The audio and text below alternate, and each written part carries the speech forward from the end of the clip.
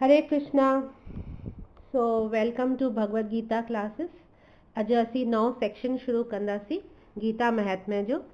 अॼु गीता महात्म्य मतिलबु ग्लोरीज़ ऑफ भगवद गीता, माना असांखे भगवद गीता पढ़ण सां कहिड़ा बेनिफिट्स मिलंदा, माना बेसिकली गीता भगवद गीता पढ़ण जी फलश्रुति छा आहे उहो असीं अॼु खां वठी सम्झंदासीं।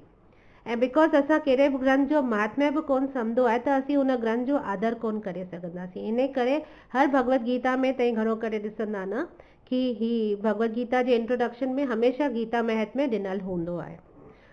सो गीता महात्म्य जेको आहे असांखे ही वारो जेको असांजे भगवद गीता में आहे, स्टार्टिंग में अगरि तव्हीं ॾिसंदा खोलंदा भगवद गीता त उहो असांखे आदि शंकराचार्य ॾिनो आहे। आदि शंकराचार्य असांजा गुरु हुआ जेके आई थिंक सभिनी खे, हर हिंदू खे त ख़बर ई हूंदो एज इंडियंस की केरु हुआ हू आदि शंकराचार्य। हू भगवान शिव जा इनकारनेशन अवतार हुआ हिन कलयुग में। ऐं इहो भगवान शिव ख़ुदि प्रेडिक्ट कयो हो हिन पद्म पुराण में।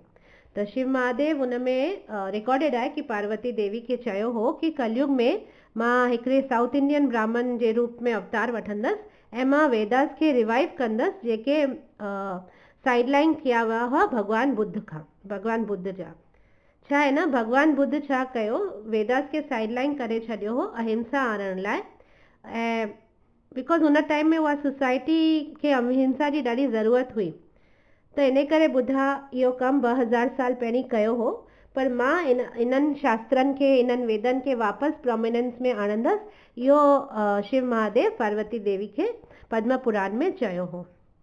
त हाणे इन पॉइंट ते असीं बुद्धा जो मेंशन आयो आहे त मां तव्हांखे थोरो भगवान बुद्ध जे बारे में ॿुधायां थी।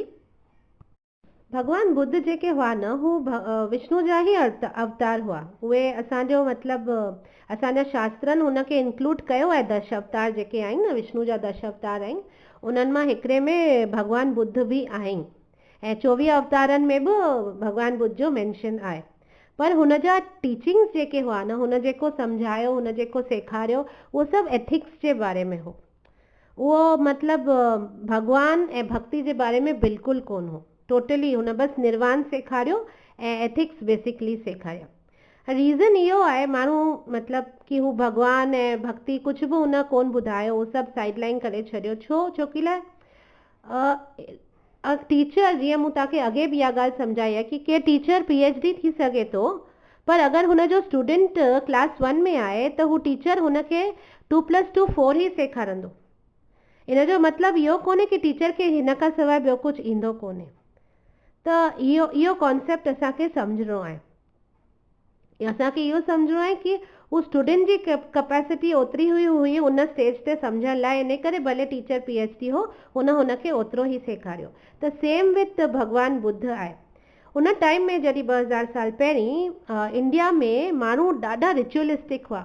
रिचुअलिस्टिक माना सम्झो था कि इहो पूजा पाठ में ओवर इंडल्जेंस हुई, माना तमामु फोकस इन ई ॻाल्हि ते हो। माना वेदास में हर एस्पेक्ट आहे, पूजा पाठ भक्ति माना सभु कुझु आहे वेदास में। पर तव्हीं अगरि हिकिड़े ई ॻाल्हि खे पकड़े करे उनखे ई फोकस कंदा त बाक़ी ॻाल्हियूं मिस थी वेंदियूं। त हू बिकॉज़ ओवर इंडल्जेंट थी विया हुआ रिचुअल्स में। त उन्हनि जो रिचुअल्स में त जेको बेसिक एसेंस हो वेदास जो, कि असांखे फोकस इहो करिणो आहे कि असांखे डिज़ायर इहो करिणो आहे कि असांखे पंहिंजी माइंड खे प्योरीफाई अल्टीमेटली करिणो आहे। इहे सभु असीं छो कंदा आहियूं, जो आस्ते आस्ते असांजो माइंड प्योरीफाई थिए। पर हुननि जो फोकस सिर्फ़ु उन जे मथां ई हो ऐं the essence was being missed basically. त देयरफॉर उन्हनि खे प्योरीफाई करणु तमामु ज़रूरी हो। ऐं हुन रिचुअलिस्टिक एस्पेक्ट खे बि हुननि ॾाढो मिसइंटरप्रेट पे कयो।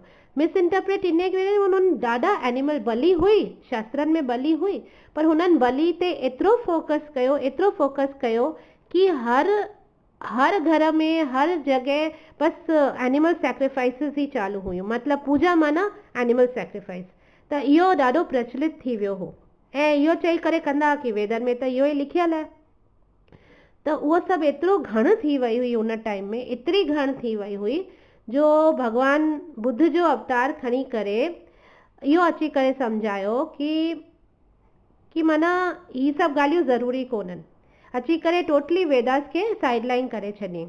त ॿुधा, मतिलबु इहो सम्झो कि हिन तरीक़े सां अगरि हू भॻवान खे पूॼण वारा आहिनि, हेतिरो रतो रत सभिनी खे करे, जानवरनि खे मारे ऐं हिन खूनी तरीक़े सां अगरि ही भॻवान खे पाइण जी कोशिशि कनि पिया, त इहो सुठो आहे कि भक्ति ई न कनि, अहिड़ो भक्ति ई न में हू इन्वॉल्व थियनि। त इन करे बिकॉज हू बेनिफिट कोन पिया कनि न, बेनिफिट थियण खां वधीक हू लूज़ आउट पिया कनि, हुननि जे मथां पाण कर्म पिया चढ़नि। सो भगवान बुद्ध अची करे चयो कि मां तव्हांखे हिकिड़ो सिंपल प्रिंसिपल ॿुधायां थो कि मैसेज वाइज़ माना इंटेलिजेंट माण्हुनि जो इहो ई मैसेज आहे कि तव्हांखे पंहिंजे मन खे शुद्ध करिणो आहे, मन खे शुद्ध करणु ज़रूरी आहे। त इन करे ईअं सोचो कि तव्हां पंहिंजे मन खे शुद्ध कीअं था करे सघो। बाक़ी ही सभु बलियूं करण सां या हेतिरा रिचुअल्स करण सां भॻवान कोन मिलंदा। तव्हांजो मन शुद्ध हूंदो तॾहिं तव्हांखे माना तव्हांजो निर्वाण तव्हांखे मिलंदो। सो ही जेके बि मिसडीड्स माण्हुनि कया पिए भॻवान जे नाले ते, इहो सभु बंदि कराइणो हो। त इन करे भॻवान बुद्ध इहो मैसेज ॾेई करे सभिनी माण्हुनि खे उन रस्ते ते आंदो।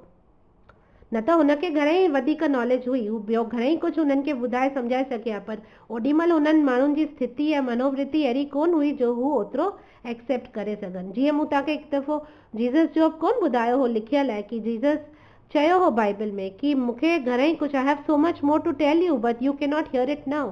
माना मूंखे तव्हांखे घणेई कुझु ॿुधाइणो आहे, पर तव्हीं हींअर उन माइंडसेट में कोन आहियो जो तव्हीं उहे मुंहिंजियूं ॻाल्हियूं ॿुधी या सम्झी सघो।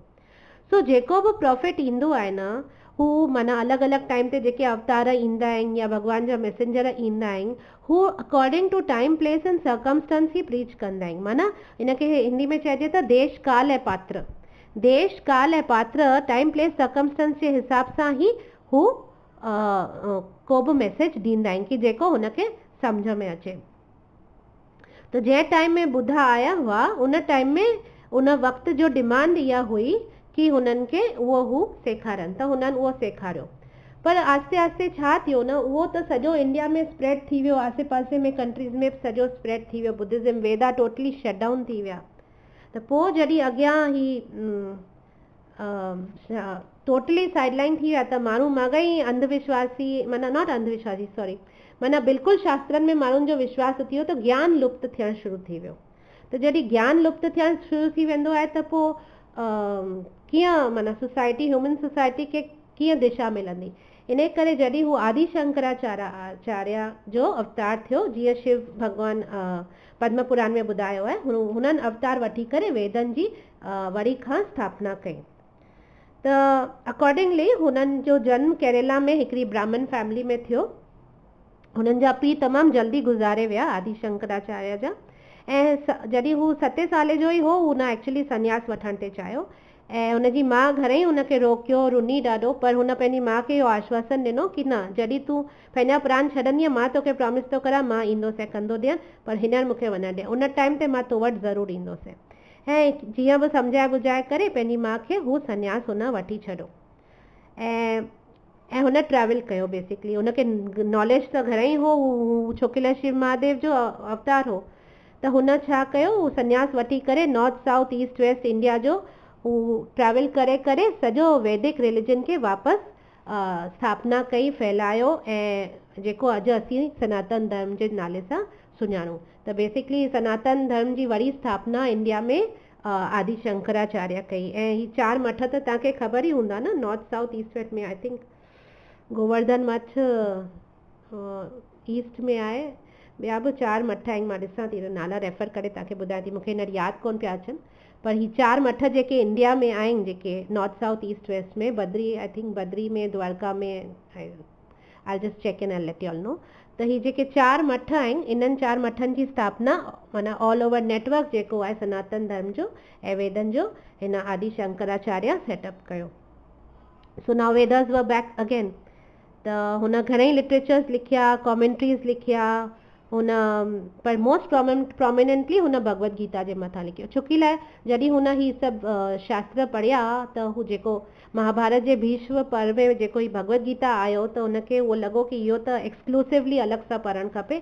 इन करे उन मां कढी करे हू 18 चैप्टर हुन अलॻि सां भगवत गीता खे रूप ॾिनो कि ही, बिकॉज हेतिरो वॾो महाभारत ग्रंथ त केरु खणंदो कोन, पर जेको एसेंस आहे सॼे शास्त्रनि जो उहो हुन ॿाहिरि अलॻि सां कढी छॾियो।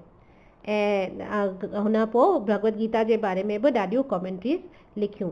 ऐं उन खां पोइ जॾहिं भगवत गीता पढ़ी करे हुन इहे 7 श्लोक गीता महात्म्य जा लिखिया, जेको हर को बाय हार्ट कंदो आहे।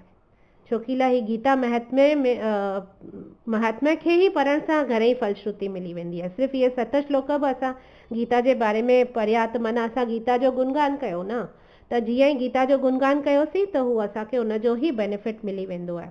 ऐं जिते जिते ताईं ॾिसंदा न भगवत गीता जिते जिते पढ़ाई वेंदी आहे, इवन मूंखे ज्योति दीदी हिते ॻाल्हि कई हुई कि हिते पंहिंजो साधू वासवानी सेंटर में बि दीदी राधा बि पहिरीं पहिरीं त गीता महात्म्य जा इहे श्लोक रटाईंदी आहे, तंहिंखां पोइ रटाईंदी हुआ, माना तंहिंखां पोइ ई भगवत गीता शुरू कराईंदा। मीन्स एवरीवेयर बेसिकली पहिरीं ई गीता महात्म्य रटणो पवंदो आहे, तंहिंखां पोइ ई भगवत गीता पढ़णु शुरू कबी आहे। त असीं बि अॼु खां उहो ई करण वारा आहियूं। सो एनीवे अचूं आदि शंकराचार्य ते। उन्हनि बेनिफिट्स ॾिना कि भगवत गीता कहिड़ा बेनिफिट्स ऑफर कंदा आहिनि, पढ़ण सां छा छा मिलंदो, सभु कुझु हुन इन 7 श्लोकनि में ई ॾेई छॾियो। तंहिंखां पोइ हुन हिकिड़ो फेमस भज गोविंदम बि भजन लिखियो। इहो भज गोविंदम त ॾाढो फेमस आहे, तव्हां सभिनी खे ख़बर बि हूंदी, जंहिंमें हू उन भजन में बि हू रिपीटेडली भगवत गीता खे ग्लोरीफाई कनि था। त इहो आहे, सपोज तव्हां गूगल करे ॿुधी सघो था, ॾाढो सुठो भजन आहे। बेसिकली उन्हनि जो चवण जो मतिलबु इहो हो, मतिलबु उन में अलॻि अलॻि लाइन्स आहिनि, पर ईअं बि आहे कि बेसिकली जेको फियर ऑफ डेथ आहे न, उहो भगवत गीता पढ़ण सां डिस्ट्रॉय थी वेंदो आहे। जेको ग्रेटेस्ट फियर हर इंसान खे आहे डेथ जो, उहो एब्सोल्युटली डिस्ट्रॉय थी वेंदो आहे भगवत गीता पढ़ण सां। कि यम ईंदो ऐं अची करे असांखे वठी वेंदो नरक में या हिते या हुते, उहो सभु डिस्ट्रॉय थी वेंदो आहे। तव्हां सोचंदा बि कोन उन जे बारे में, it will not bother you any more. त इहो बेनिफिट थींदो आहे भगवत गीता पढ़ण सां, the your greatest fear will be gone, will be destroyed. So इहो प्रिस्क्रिप्शन हुन भज गोविंदम में ॾिनी आहे कि भगवत गीता रोज़ पढ़ो, हुनखे वर्शिप कृष्णा खे करो डेली, ऐं गंगा जल रोज़ पियो, ईअं करे अलॻि अलॻि ॻाल्हियूं अथव, तव्हां उहो भजन ॿुधी सघो था। सो आदि शंकराचार्य खे जगत गुरु बि चवंदा आहिनि, पर हू कंहिंखे जगत गुरु चवंदा आहिनि, हू कृष्णा खे जगत गुरु चवंदा आहिनि। छोकी लाइ कृष्णा असांखे भगवत गीता ॾिनी, जेको ज्ञान ज़रूरी आहे सॼे संसार लाइ। ऐं श्रीला प्रभुपाद जेके आहिनि, जेके इस्कॉन जा संस्थापक आचार्य आहिनि, उन्हनि भगवत गीता खे घर घर ताईं पहुचायो। उन्हनि जे वजह सां उन्हनि भगवत गीता खे पहिरीं त इंग्लिश में ट्रांसलेट कयो, जीअं सॼे वर्ल्ड में माण्हू उनखे पढ़ी सघनि। तंहिंखां पोइ उनखे हर लैंग्वेज में वर्ल्ड जी ट्रांसलेट कयो वियो, जीअं कि घर घर में सॼे संसार में भगवत गीता पहुचे। ऐं मां बि अॼु शायदि भगवत गीता जे बारे में एतिरो पढ़ी सघी आहियां या तव्हांखे ॿुधाए पई सघां, सिर्फ़ु इन लाइ कि छोकी लाइ श्रीला प्रभुपाद असांखे इंग्लिश भगवत गीता ॾिनी। अगरि इंग्लिश में भगवत गीता मूंखे न मिले हा, इंग्लिश में ॾिसो ॿियूं बि भगवत गीताऊं आहिनि, पर ही जेका as it is Bhagavad Gita आहे, जेका इस्कॉन जी श्रीला प्रभुपाद असांखे ॾिनी आहे, हिन में छा आहे न, श्लोक संस्कृत में लिखियलु आहे, वरी इंग्लिश में बि लिखियलु आहे। त संस्कृत असांखे नथी बचे त असीं हू इंग्लिश में श्लोक खे पढ़ी सघूं था। वरी हुन हिकु हिकु संस्कृत अखर जो मीनिंग बि लिखियो आहे। तंहिंखां पोइ वरी हिकु हिकु अखर जो मीनिंग खां पोइ वरी सॼे उन श्लोक जी एज़ इट इज़ ट्रांसलेशन लिखियलु आहे, ऐं तंहिंखां पोइ सम्झाणी लिखियलु आहे। त माना अगरि केरु चाहे त हू पाण बि हिकु हिकु श्लोक, हिकु हिकु अखर संस्कृत जो मतिलबु ॾिसी करे पाण ई बि मीनिंग कढी सघे थो। माना ईअं कोन्हे कि साम्हूं वारे जी मीनिंग असांजे दिमाग़ ते हावी पवंदी, न, असां ख़ुदि ई हुन संस्कृत वर्ड्स जी मीनिंग पढ़ी करे असां ख़ुदि बि हुन संस्कृत श्लोक जो, जेको संस्कृत श्लोक त साॻियो रहंदो, संसार जी हर भगवत गीता में उहो श्लोक त साॻियो रहंदो जेको कृष्णा चयो आहे, पर उन खां पोइ हू जेके मीनिंग लिखंदा आहिनि न, पोइ हू अलाए छा छा लिखी छॾंदा आहिनि, उहो हिक जो ॿियो मीनिंग हूंदो आहे। पर प्रभुपाद छा कयो आहे, हिकु हिकु वर्ड जो असांखे मीनिंग लिखियो अथसि, जीअं असीं पाण ई बि हुन सॼे सेंटेंस जो मीनिंग कढी सघूं। त ईअं करे एतिरो सिंपल नमूने, एतिरो इंट्रस्टिंग वे में हुन प्रेज़ेंट कयो, ऐं basically as it is present कयो, जीअं कृष्णा चयो उहो ई प्रेज़ेंट कयो। त उहो पढ़ी करे ई मां अॼु हेसि ताईं पहुती आहियां। अगरि प्रभुपाद न हुजे हा त न असांखे उहा भगवत गीता मिले हा, ऐं न असां हेतिरनि माण्हुनि ताईं भगवत गीता पहुची सघे हा। त उहे बि असां लाइ जगत गुरु ई आहिनि। मूंखे यादि आहे, मूं हिकिड़े हंधि पढ़ियो कि प्रभुपाद चयो कि माना भॻवानु इंसान सां ॻाल्हाए पियो, भगवत गीता जे थ्रू भॻवानु इंसान सां डायरेक्टली ॻाल्हाए पियो। मां केरु थींदो आहियां विच में ॿियो कुझु इंटरप्रिटेशन या मीनिंग ॾियण वारो। सो ही वॉज वेरी क्लियर कि जीअं कृष्णा चयो आहे, मूंखे एज़ इट इज़ प्रेज़ेंट करिणो आहे, एज़ इट इज़ ट्रांसलेट करिणो आहे, जीअं इंसान जेको बि हिन कलयुग में जेको बि जीव आहे हू हिकु हिकु ॼणो भगवत गीता खे आराम सां डायरेक्टली कृष्णा जेको चाहियो ते उहे सम्झी सघे। बिकॉज़ हुननि चयो कि भगवत गीता त सूर्य समान आहे न, त सूर्य समान खे दीपक छा ॾेखारिणो। त असीं अगरि भगवत गीता जे श्लोकनि खे एक्सप्लेन करण जी कोशिशि कंदासीं, उहो ईअं थींदो कि असां सूर्य खे दीपक पिया ॾेखारूं। भॻवानु डायरेक्टली चयो आहे, डायरेक्टली जेको हुन चयो आहे असांखे उहो डायरेक्टली सम्झणो आहे, विच में ॿियनि खे पंहिंजियूं टिप्पणियूं ॾियण जी ज़रूरत ई कोन्हे।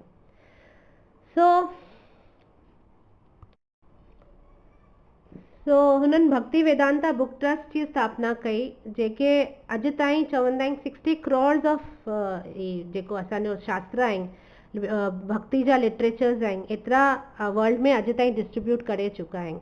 त इहो भक्ति वेदांता बुक ट्रस्ट इस्कॉन जे जेके आचार्य आहिनि शीला प्रभुपाद स्थापना कई।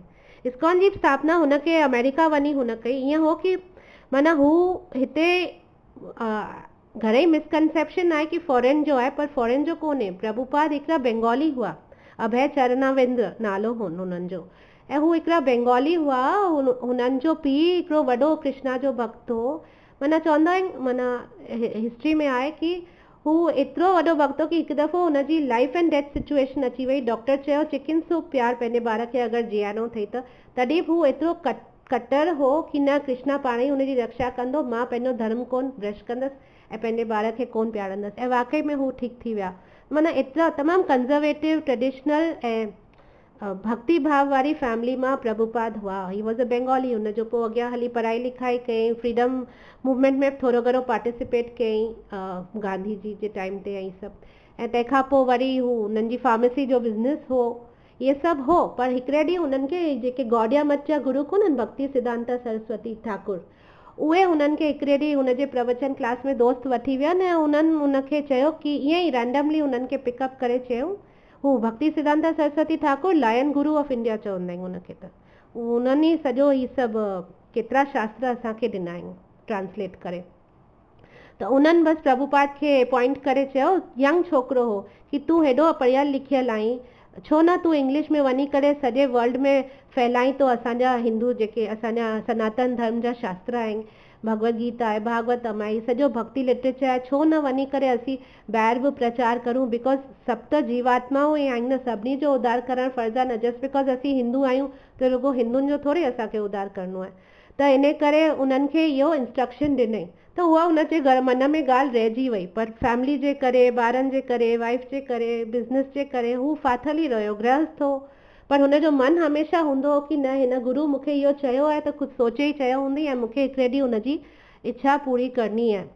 त इहो हमेशह हुनजे मन में रहियो। ऐं पोइ हू पंहिंजो साइड बाय साइड भक्ति भाव कंदो हो। हुन वटि भॻवान ठाकुर बि हुआ ऐं हुन आस्ते आस्ते ट्रांसलेशन्स बि शुरू कयो।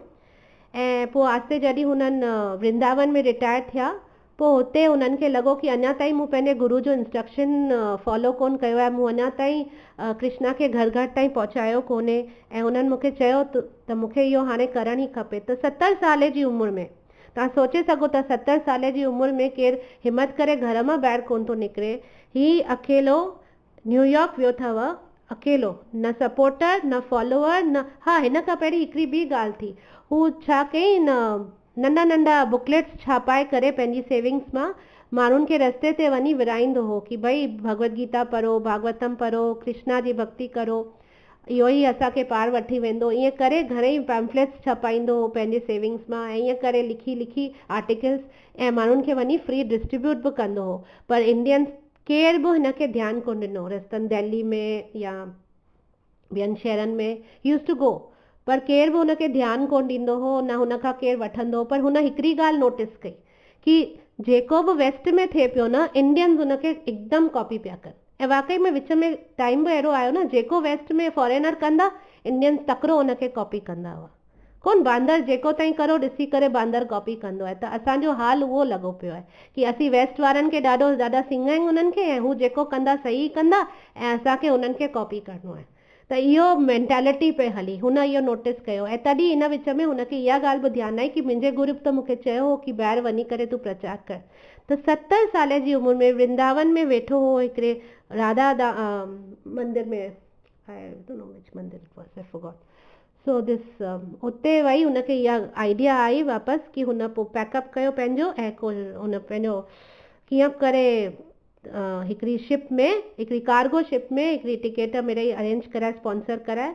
हू पंहिंजो सिर्फ़ु भागवतम जो जेको भागवतम जो सेट सिर्फ़ु खणी वियो, ॿियो कुझु न, न पैसा हुअसि, न सपोर्टर हुअसि, न फॉलोअर हुअसि, न फाइनेंशियल हुअसि, न स्पॉन्सर हुअसि, बसि हिकिड़ी टिकेट जीअं तीअं भिख में घुरी करे हुन शिप में वेठो ऐं अमेरिका लाइ निकितो 70 साल जी उमिरि में, सिर्फ़ु भागवतम गॾु खणी करे। 38 डेज़ में सी में ट्रैवल कयईं। तंहिं विच में हुनखे 2 हार्ट अटैक्स बि आयसि ऐं न्यूयॉर्क जॾहिं पहुतो, कंहिंखे बि कोन सुञाणे, कुझु बि कोन ॼाणे, ऐं साल जे अंदरि इस्कॉन जी स्थापना कयईं, सिर्फ़ु कृष्णा जे नाले ते ऐं भागवतम जे ज़ोर ते।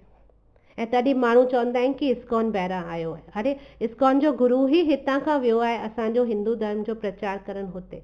हिंदू धर्म त छा चइजे, सनातन धर्म जो प्रचार करणु। त अॼु सॼी दुनिया में हेतिरा फॉरेनर्स भगवत गीता पढ़नि पिया, भागवतम पढ़नि पिया, भक्ति में नचनि पिया, कृष्णा जी घर में स्थापना करे पूजा वेठा कनि, सिर्फ़ु प्रभुपाद जे करे।